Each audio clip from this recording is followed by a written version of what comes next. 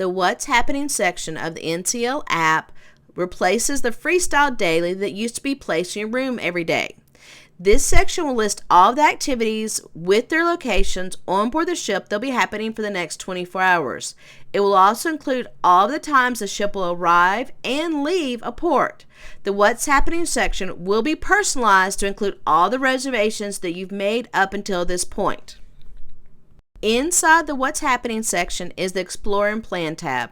This is a very helpful feature. By clicking the select category and then choosing, for example, dining, you'll be able to see what restaurants still have reservation openings.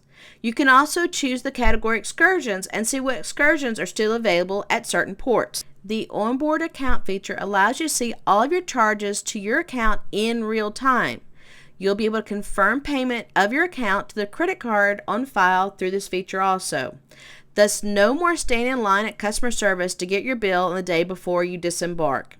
Very important to note, all devices associated with the same credit card which you gave in check-in will see all the charges made in real time.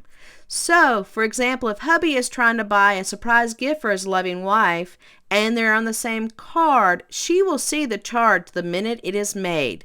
Thus, plan wisely which card you provide at check-in for which person.